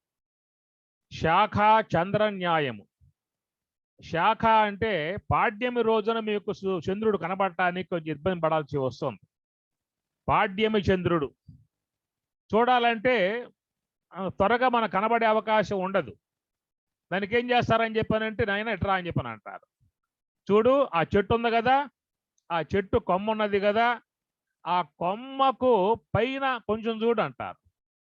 చూసినప్పుడు ఆ కొమ్మకు కొంచెం పై భాగములో మరి కనపడకుండా ఉన్నటువంటి చంద్రుణ్ణి దర్శించే విధానంగా చూపిస్తారు. అట్లాగా దాన్నే శాఖ చంద్ర న్యాయము అనే విధంగా చెబుతారు. అట్లాగా మనకి ఏవైతే భౌతికంగా ఉన్నాయో ఆ భౌతికముగా ఉన్నటువంటి యొక్క వాట్ల ద్వారా పారమార్థికాన్ని గుర్తించే విధానముగా మహాత్ములు ఒక చిహ్నములుగా పెట్టుకొచ్చారు. అలా పెట్టినటువంటివన్నీ కూడా పారమార్థికంలో చేరిపోయే అంశాలే. ఇప్పుడు ఉదాహరణకి యజ్ఞోపవేతము అని చెప్పిన అన్నా. యజ్ఞోపవేతానికి ఎన్ని ముళ్ళు ఉంటాయి? 6 ముళ్ళు ఉంటాయి. అవునా కదా? 6 ఉంటాయా 7 ఉంటాయా? ఎన్ని ముళ్ళు ఉంటాయి? 3 ముళ్ళు ఉంటాయి. అది వటుడుగా బ్రహ్మచారిగా ఉన్నప్పుడేమో ఒక ముడి ఉంటుంది. అమ్మగారు వచ్చిన తర్వాత ఇంక 2 ముళ్ళు తోడై 3 ముళ్ళు అవుతాయి అన్నమాట. అంటే ప్రకృతిని అనుసంధానం పొందాడు అని చెప్పారంటే 3 ముళ్ళు. ప్రకృతి అంటే అమ్మగారు, ప్ర సత్వగుణము, కృ రజోగుణము, తి తమో గుణం అన్నమాట. కాబట్టి ప్రకృతిని ఎప్పుడైతే నువ్వు ఆశ్రయించావో, ప్రకృతి ఎందు నువ్వు లగ్నత పొందావో, అప్పుడు నీకేమొస్తాయి? ఎన్ని వస్తాయి? ముళ్ళు 3 ముళ్ళు వస్తాయి. అంతకుముందు బ్రహ్మచారిగా ఉన్నప్పుడు ఒకే ముడి. వాడికి ఏ జంజాటం లేదు, ఏ సంసారం లేదు, ఏ నిరంజన్. ఇక వాడిదే రాజ్యం అంతా కూడా.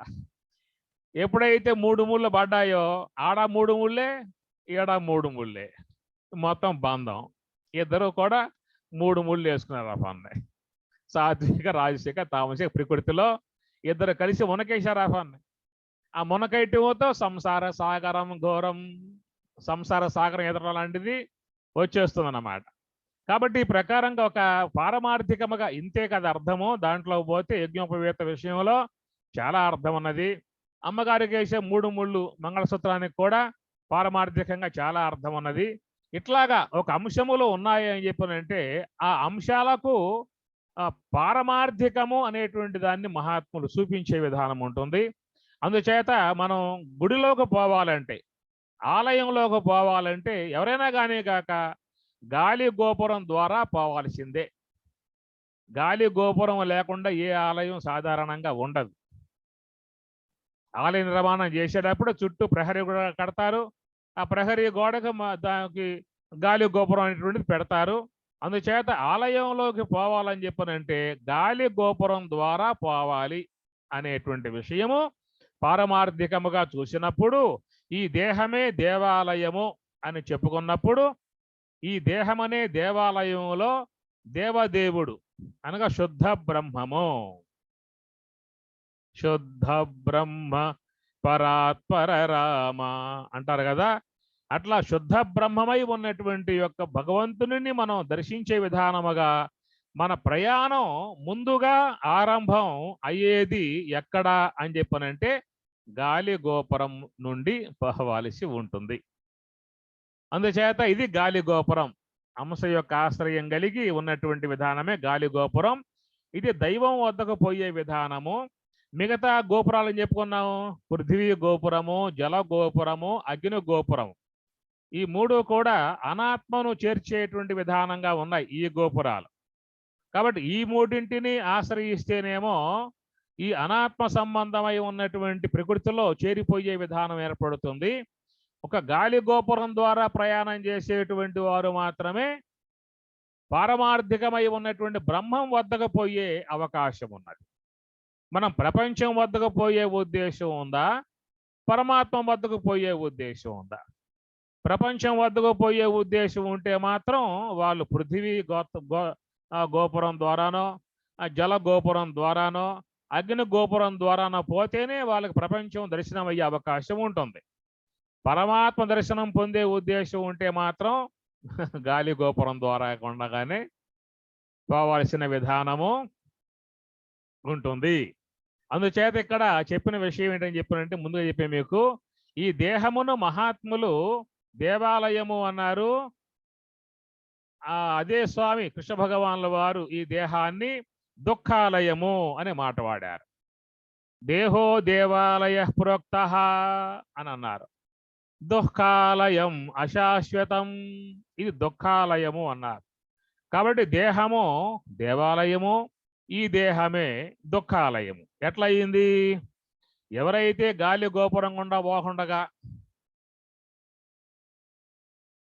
ఎవరైతే గాలి గోపురం గుండా పోకుండగా అది పక్కన పెట్టేసేసి పృథ్వీ గోపురము, జల గోపురము, అగ్ని గోపురం, ఈ మూడింటి నుంచే బయటికి పోయే విధానముగా ఉన్నటువంటి వాళ్ళందరికీ కూడా ఈ దేహం ఏమవుతుంది? దుఃఖాలయం. ఏమి కాబట్టి ఈ మూడింటి ద్వారా పోయే వాళ్ళకేమో ఆ దేహం దుఃఖాలయము, ఒక గాలి గోపురం ద్వారా హంస యొక్క ఆశ్రయం ద్వారా పోయేటువంటి వాళ్ళకేమో దేవాలయము అనేటువంటి విధానం. కాబట్టి ఇక్కడ మనం ఆలయంలోకి పోయేటువంటి ద్వారాన్ని మనం గాలి గోపురము ఎందుకు అన్నాము అని చెప్పనంటే, ఈ దేహం అనే దేవాలయానికి ఈ మహాకారణముగా ఉన్నటువంటి హంస యొక్క సంచారం ఉన్నటువంటి ఈ కారణ మహాకారణ స్థలము, దీన్ని గాలి గోపురముగా చెప్పేటువంటి విధానము. గమస్థం గమనాది శూన్యం చిద్రూపదీపం తిమిరాపహారం యస్యామిదం సర్వజనాంతరస్థం నమామి హంసా పరమాత్మరూప. గమస్థం గమనాది శూన్యం అన్నారు. కాబట్టి గమాగమనం కలిగి ఉన్నటువంటి యొక్క ఈ శ్వాస గమనాది శూన్యం, తన గమనం లేకుండా అవుతుంది. కాబట్టి గమనం మానుకున్నది అని చెప్పనంటే ఇక్కడ ఏమవుతుంది? చిద్రూపదీపం. కాబట్టి బ్రాహ్మీ అనుభవాన్ని పొందే అవకాశము ఏర్పడుతుంది అని చెప్పన్నారు. కాబట్టి దైవ దర్శనము, బ్రహ్మ దర్శనము, ఆత్మ దర్శనము, పరమాత్మ దర్శనము పొందేందుకు అవకాశముగా ఉన్నటువంటి మార్గము ఇది. ఈ యొక్క దేహం అనే దేవాలయానికి మహాకారణ స్థలమే, అది గాలి గోపురముగా మనం చెప్పుకోవటం జరుగుతుంది. ఓం సహనా భవతు సహనౌ భునక్తు సహ వీర్యం కరవావహై తేజస్వినావధీతమస్తు మా విద్విషావహై. ఓం శాంతి శాంతి శాంతి. హరి ఓం తత్సతు. శ్రీ గురుభ్యో నమః. హరి ఓం.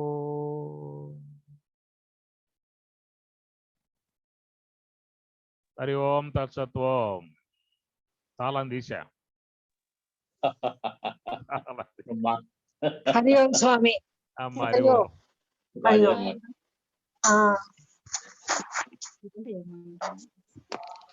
హరి ఓం స్వామి. అమ్మా రాజేశ్వరి చెప్పాలి స్వామి. బాగొచ్చింది నిన్న, చాలా బాగుంది. ఏమొచ్చింది విచారణ నిన్న చాలా బాగొచ్చింది. మీ ఇష్టం. స్వామి చెప్పారు దుఃఖాలయం అన్నాడు, దేవాలయం అన్నాడు. మూడు గోపురాలు ఉన్నాయి మనకి. దుఃఖాలయం కావాలంటే ఒక గోపురం ఏమన్నది దేవాలయానికి, గాలి గోపురం. నిన్నటిది బాగుంది స్వామి. నిన్నేం చెప్పాను? స్వామి పంపించండి స్వామి, మళ్ళీ వింటే మాకి బాగా లోపలికి పోతుంది.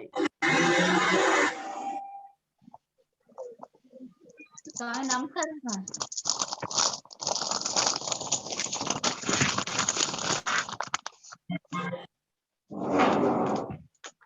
ఏం శివా? నిన్నొచ్చి మీరు దేవాలయ రహస్యం నిన్న చెప్పి అవును నిన్న చెప్పే దేవాలయ రహస్యం నిన్న ప్రారంభం పూర్వ కాదు ఇది ఏమది పూర్వ మీమాంస ఉత్తర మీమాంస అదని స్టార్ట్ చేసుకుంటారు. ఇక అవునవును దాన్ని ఖండం చేయకూడదు, అది కూడా యాక్సెప్ట్ చేయాలా వేదం అని చెప్పిన start. మార్గం కదా. కరెక్ట్ గా ఉంది స్వామి. ఇప్పుడు వేదాన్ని గౌరవించాలి. ఆ, ఎందుకంటే మానవుని గమనము రెండు వైపులా ఉంది, ప్రవృత్తి వైపు అవును. నివృత్తి రెండు వైపులా ఉంది. అవునవును. కాబట్టి ప్రవృత్తిగా పయనించే విధానంలో మీరు యజమాని బిడ్డలు మనవాళ్ళు ఎంతో మంది ఉన్నారు. వాళ్ళ శ్రేయస్సు కావాలి, వాళ్ళ ఆరోగ్యం కావాలి, వాళ్ళకి శుభం కలగాలి. అవును స్వామి. దాని విధానముగా వైదికం అందించారు. నువ్వు ఒకవేళ మోక్షం కావాలంటే నీ వరకు నువ్వు నివృత్తి మార్గంలో వెళ్ళిపోయి మోక్షాన్ని చేరుకోవచ్చు. చాలా చాలా కరెక్ట్ గా వచ్చింది స్వామి. వ్యక్తిగతమై ఉన్నది మోక్షము, అవును స్వామి. సమిష్టిగతమై ఉన్నది శ్రేయస్సు. ప్రేయస్సు స్వామి. ప్రేయస్సు అదే శ్రేయస్సు, రెండు అదేలే. అదెట్లా శ్రేయో మార్గం అదే నేను చెప్పాలా అనుకుంటే మధ్యలో డిస్టర్బ్ కాక మీరు మొదలు మాకు ప్రేయో మార్గం శ్రేయశ్చ అని చెప్తా ఉంటారు. నిన్న మాత్రం కాటకవల్లిగా వచ్చినప్పుడు కాటకవల్లిలో ఉపనిషత్తుల్లో పోయినప్పుడు అక్కడ వచ్చే అంశం అది. లోకములో సాధారణంగా బిడ్డలు యజమాని ఇంటి కుటుంబములు అందరూ కూడా శ్రేయస్సుతో ఉండాలి, శుభం కలిగి ఉండాలి అని మాటగా వాడుతూ ఉంటారు. అట్లా వాడతారు. శుభం కలిగి ఉండే విధానముగా వాడటంలో శ్రేయస్సు పదం వాడతారు. అవును స్వామి, అవును. స్వామి గారు, ఇప్పుడు ఇందాక మీరు ఇది చెప్పారు కదా, అదేది పూజలను చేసి అందరికి కుటుంబం అందరికి వస్తుంది, జ్ఞానంతో అంటే తనకు ఒక్కనికే వస్తుంది అని చెప్పేసి. అవును. ఇప్పుడు స్వామి గారు కూడా అప్పుడప్పుడు చెప్తుంటారే, బుక్ రాశారు దాంట్లో, నువ్వు జ్ఞాని అయితే నీకంటే ముందు 7 తరాలు, నీకు ముందు 7 తరాలు వీళ్ళంతా పవిత్రమవుతారు అని చెప్పేసి అని కూడా అంటున్నారు కదా. దానికి దీనికి పొందికి ఎట్లా? ఆ వంశంలో బ్రహ్మజ్ఞాని జనించినట్లయితే ఆ వంశానికి శుభం కలుగుతుంది. అంటే అందరూ బ్రహ్మంలోకి పోవటం అనే మాటగా వాడకూడదు కదా. మున్ను 7 తరాలు వెనక 7 తరాలు బ్రహ్మంలోకి పోవడంగా చెప్పడం కాదు. ఆ వంశంలో బ్రహ్మజ్ఞాని జనించినట్లయితే ఆ వంశంలో అందరికీ కూడా శ్రేయస్సు ఏర్పడుతుంది, అంటే శుభం కలుగుతుంది. అవునే కదా, అది శుభం కలుగుతుంది. పూజలు చేసినా అందరికి శుభం వస్తుంది, అందరూ శుభం కలుగుతుంది. దేవతానుగ్రహం, ముఖ్యంగా దేవతానుగ్రహం అనేది పూజలలో ఉంటుంది. ఇక్కడ బ్రాహ్మీ అనుభవం, నివృత్తి మార్గములో బ్రాహ్మీ అనుభవం తాను పొందినటువంటి వానికి అతని వారికి పరిపూర్తి ఏర్పడుతుంది. మిగతా వాళ్ళు కూడా చేసుకోవాల్సి ఉంటుంది కావాలని చెప్పన్నట్లయితే. అది వాళ్ళ తరములలో కూడా అందరికీ కూడా శ్రేయస్ అవుతుంది, ఒక కుటుంబంలో జ్ఞాని ఉంటే.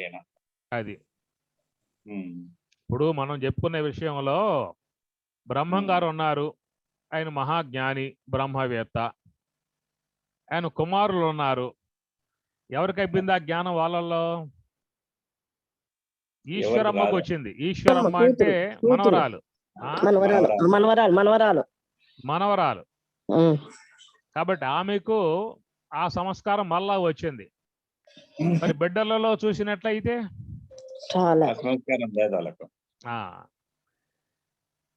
ఆ ప్రకారంగా చూసినట్లయితే ఒకటి మనం బ్రహ్మజ్ఞాని యొక్క ఉన్నత స్థాయిని బట్టి అటు 7 తరాలు 7 తరాలు సద్గతిని పొందుతాయి అనే మాట మనం ఒక పవిత్ర భావంతో వాడుకునేటువంటి అంశము. కానీ బ్రహ్మజ్ఞానం అనేటువంటిది ఎవరు శీలిస్తే వాళ్ళు దాన్ని తరించే విధానం ఏర్పడుతుంది. అదే స్వరూప స్థితి మిగతా వాళ్ళకు వచ్చే అవకాశం లేదు. ఎవరు చేసుకుంటే వాళ్ళకి వరకే వచ్చే విధానము. ఇదేమిటంటే ఇప్పుడు నివృత్తి మార్గము అని చెప్పనంటే నీ సొంత గూటికి నువ్వు పోయే విధానం. నీ సొంత గూటికి నువ్వు పోయే విధానం. ఇక్కడ వైదిక విధానంగా చూసినట్లయితే నీకంటే అన్యముగా ఉన్నటువంటి వారు దేవతలు. దేవతలు నీకంటే అన్యముగా ఉన్న విధానము. కాబట్టి దేవత ఆరాధన విషయంలో నియమనిష్టలు ఉన్నాయి, సమయ పాలన ఉన్నది, శుచి శుభ్రత ఉన్నది. అవన్నీ కొన్ని చక్కగా పాటించి చేయాల్సి వస్తుంది.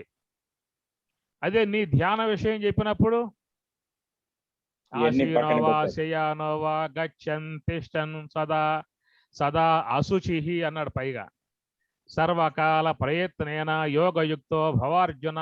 ఎందువల్లంటే నీ సొంత గూటికి పోయే విధానం కాబట్టి ఇక్కడ నీకేం చెప్పలా.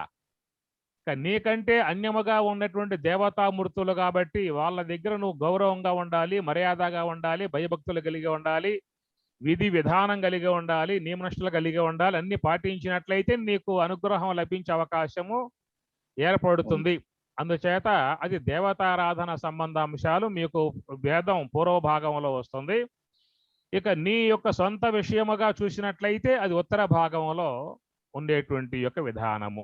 రెండు వేదం ఇచ్చిన విధానాలని చెప్పి అనుకున్నాం. ఆ రెండింటిని మనం గౌరవించాలనేటువంటిది నిన్న విషయాలు చెప్పుకున్నాం. ఇప్పుడు నిన్న చెప్పుకున్న విషయాలని నిన్న చెప్పిన విషయాల మీద మనం ముందు ఆరంభం చేసుకున్నాం అన్నమాట.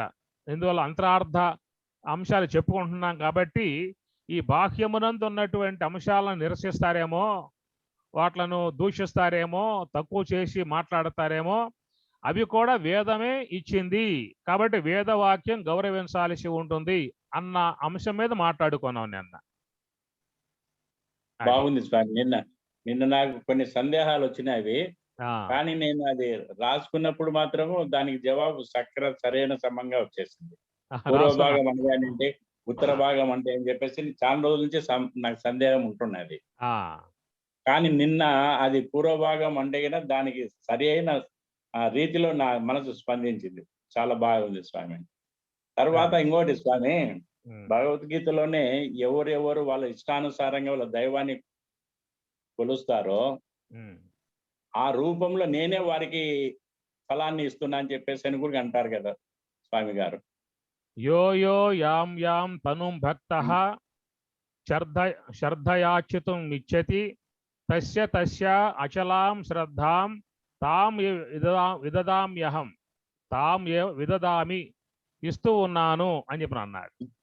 అంటే ఎవరెవరు ఏ ఏ దేవతా రూపాలను ఆరాధన చేస్తూ ఉన్నారో ఆయా దేవతలను ఆరాధన చేసి వాళ్ళు ఏవైతే కోరుకుంటూ ఉన్నారో వాళ్ళు కోరుకునేటువంటివన్నీ కూడా నేను ఆయా దేవతల రూపంలో ఉన్నటువంటి నేను వాళ్ళకి అవి ప్రసాదిస్తున్నాను అని చెప్పి అన్నాడు. అంటే అన్ని రూపాలలో భాషించేది ఈశ్వరుడు అనేటువంటి మాట.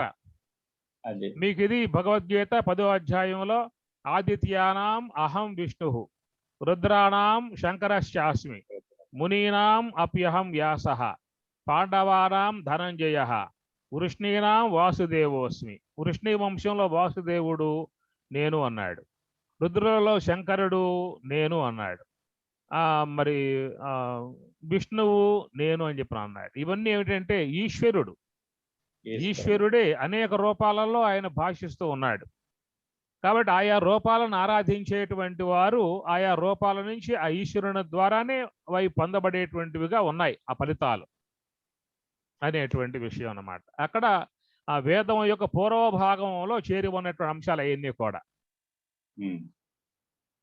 అది కామాత్మాన స్వర్గపర జన్మ కర్మ ఫలప్రదాం క్రియా విశేష బహుళాం భోగైశ్వర్య గతిం ప్రతి. కాబట్టి ఈ ప్రకారంగా ఆలోచన కలిగి అపేక్ష కలిగి ఉన్న వాళ్ళ లోకంలో చాలా మంది ఉన్నారు. కాబట్టి వాళ్ళు కోరేటువంటి అంశాలని వాళ్ళకి ఇస్తాడు. ఆయనకి ద్వేషం లేదు. నివృత్తి మార్గంలో పోతున్నావే నీ మీద ఎక్కువ ప్రేమ, ప్రవృత్తి మార్గంలో పోతున్న వాళ్ళ మీద ద్వేషం ఆయనకేం ఉండదు. ఎందుకు రెండు మార్గాలు ఆయనే ఇచ్చాడు కదా. ప్రవృత్తి మార్గము ఆయనే, నివృత్తి మార్గము ఆయనే. అందువల్ల నీకు మోక్షం కావాలని చెప్పిన అపేక్ష ఉన్నదా, లోనకి వెళ్ళిపో. మళ్ళా లోకంలోకి రావాలి, మళ్ళా పుట్టాలి, ఏదన్నా చెయ్యాలి అనే అపేక్ష లోకంలో చాలా మంది కొంటా ఉంటాయి. కాబట్టి వాళ్ళు ఆ విధంగా వచ్చి వాళ్ళు చేసుకోవటానికి వాళ్ళకు ఉన్న అపేక్ష వాళ్ళది. రెండు అపేక్షల పట్ల ఆయనకి సమాన భావమే ఉంటుందన్నమాట. అది అంతే కదా. ఆయనే సృష్టించినాడు, ఆయనే పుట్టించినాడు. అంత చేసింది ఆయనే. మనం ఈ కష్టాలు పడేటప్పుడు ఆయన తలుచుకునేప్పుడు ఆ కష్టాలకు కొద్దిగా ఆయన ఇవ్వాల్సిందే కదా కంపల్సరిగా. అరే నేను వీడికి ఇంత కష్టపడుతున్నాడని చెప్పేసి ఆయన ఇస్తాడు ఆయన తలుచుకున్నప్పుడు. స్వామి భగవద్గీత బిడ్డలు వాళ్ళకి ఏ యొక్క మార్గం నచ్చుతుందో, ఒక లాయర్ కావచ్చు, ఒక డాక్టర్ కావచ్చు, ఇంకో వ్యక్తి యాక్టర్ కావచ్చు, అది వాళ్ళ అభిరుచులుగా ఉన్నటువంటి విధానాలు. కాబట్టి తండ్రి వాళ్ళని మంచి మార్గంలో పోండ్రని విధానంగా చెప్తాడు. వాళ్ళు పోయే మార్గాలకు ఆయన కూడా సమ్మతించే విధానం ఉండేట్లుగా ఈశ్వరుడు కూడా ఆయా జీవులు అపేక్షించేటువంటి వాటిలకు ఆయన కూడా ఫలితాలు ఇచ్చేటువంటి వాడుగా ఉంటాడు. అది రాజేశ్వరి. భగవద్గీత అంతా పూర్వ భాగం ఉత్తర భాగం రెండు పోతుంది స్వామి. ఉత్తర గీత చూస్తే ఇప్పుడు మీదే వినిండాను కదా, ఉమాక చెప్పినారు, మీరు చెప్పినారు, అదంతా జాస్తి నివృత్తి మార్గానికే పోతుంది కదా స్వామి ఉత్తర గీత. ఉత్తర గీత చాలా వరకు నివృత్తి మార్గమే ఉంటుంది. భగవద్గీతలో మీకు 2 అంశాలు ఉంటాయి. 2 అంశాలు వస్తుంది స్వామి. 2 ఉంటాయి. పూర్వ భాగం ఉంది, ఉత్తర భాగం. త్రయీ విద్యామాం సోమపాహ పోతపాపాహ యజ్ఞైహిష్ట్వా స్వర్గతిం ప్రార్థయంతే అనే శ్లోకాలన్నీ కూడా ప్రవృత్తి మార్గం యొక్క సంబంధం అపేక్షించిన వాళ్లకు ఆ మార్గంగా చెప్పేటువంటివిగా ఉంటాయన్నమాట. అంటే ఉత్తర గీత ఎందుకు స్వామి అంతోటు ప్రచారానికి రాలేదు? మన స్వామి ఇస్తే ఎవరు అంత ఎక్కువ రాసే ఉండలే కామెంటరీ. ఎక్కువ మంది భగవద్గీతనే ఫాలో అయ్యారు. ఉత్తర గీత అనేది చాలా మంది తెలియదమ్మా. ప్రసిద్ధి కాలేదు. భగవద్గీతను అందరూ తీసుకున్నారు. శంకరాచార్యుల వారు, రామానుజ, మధ్వాచార్యులు అందరూ తీసుకోవటం చేత లోకంలో అందరూ కూడా అదే మార్గంలో పయనించారు. అయితే వాళ్ళెవరో కూడా దీన్ని తీసుకోవాలి ఉత్తర గీతని. శంకరుడు కానీ ఎవరో కూడా ఉత్తర గీత అనే దాన్ని తీసుకోలేదు. కానీ బ్రహ్మసూత్రాల్లో కూడా దేహో దేవాలయ ప్రోక్త అని కోట్ చేస్తారు, ఉత్తర గీతాన్ని మాత్రం చెప్పరు స్వామి. దేహో దేవాలయ శ్లోకం మీకు ఉత్తర గీతలో వస్తుంది. తర్వాత ఏమో స్కందోపనిషత్తులో ఎక్కడ వస్తుందమ్మా? అది స్కందోపనిషత్తులో వస్తుంది. స్వామి అయ్యా, ఇప్పుడు జీవుని అహంకారం పరిమితం అంటే ఏంటి అమ్మా? జీవ అహంకారం పరిమితము అంటే దానికి ఎలా తీసుకోవాలి? జీవ అహంకారం పరిమితం, జీవ అహంకారం పరిమితం. వివేక చూడమని వస్తుంది స్వామి. ఈ శరీరం మల మాంస భాషలతో కూడుకొని తల్లిదండ్రుల యొక్క మలముతో పుట్టినది అనే దానికి వచ్చినప్పుడు దాంట్లో వస్తుంది జీవుడు జీవ అహంకారం వచ్చి పరిమిత జ్ఞానము. అది సందర్భం చూడాలమ్మా. అక్కడ పదము ఇప్పుడు జీవుడు అహంకారముతో మిళితమై ఉంటాడు అనే మాట చెప్పుకుంటూ ఉంటాం మామూలుగా. అవును. అహంకారము అనేటువంటిది లోపల ప్రతి ఒక్క జీవుని యందు ఉంటుంది. అహంకార పూరితమై, ఇక్కడ అహంకారము అన్నప్పుడు దాని మీద చాలా పెద్ద డిస్కస్ ఉన్నది. చాలా అంశాలు దాని మీద ఉన్నాయి. మళ్ళా ఒక్క అహంకారం అనే పదం వాడటం కాదు, అలా పదానికి ఎందువల్ల ఆ విధంగా వాడటం జరుగుతుంది అనేటువంటి విషయం కూడా చర్చనీయాంశమే. కాబట్టి అహం అనేది మూల స్వరూపం. అది అహంకారం అంటే క్రియా విధానము. కాబట్టి దాన్ని బట్టి అహంకారం అనేటువంటిది అనేక రూపాలు కలిగి ఉన్నటువంటి అంశం కూడా దాంట్లో చేరి ఉండే విధానము.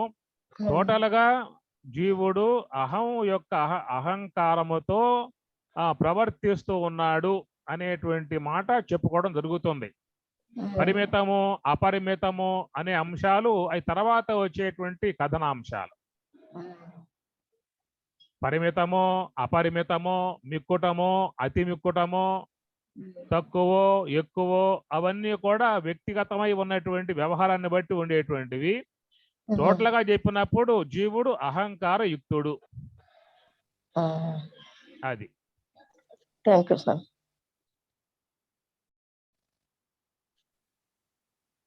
ఇంకేమున్నాయా?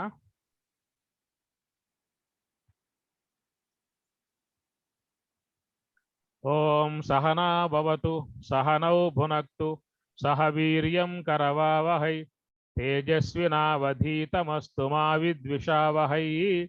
ఓం శాంతి శాంతి శాంతి. హరి ఓం తత్సతు. శ్రీ గురుభ్యో నమః. హరి ఓం. శుభమస్తు శుభమస్తు. అందరికీ శుభాశిష్యులు. అందరికీ అమ్మవారి కృపానుగ్రహ ప్రాప్తిరస్తు. లక్ష్మణార్యుల కృపానుగ్రహ ప్రాప్తిరస్తు. అందరికీ ధ్యానానుష్ఠాన ప్రాప్తిరస్తు. బ్రహ్మజ్ఞాన ప్రాప్తిరస్తు. సంపూర్ణ ఆయుష్ ఆరోగ్యం ప్రాప్తిరస్తు. లోకా సమస్తా సుఖినో భవంతు.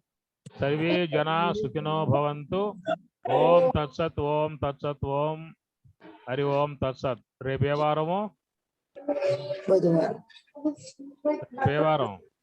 బుధవారం బుధవారం. రేపు బుధవారం మనకి భగవద్గీత మీద ప్రసంగం ఉంటుంది. అందరూ సకాలంలో వచ్చే ప్రయత్నం చేయండి. బుధవారము భగవద్గీత, శుక్రవారం గాయత్రి. అది.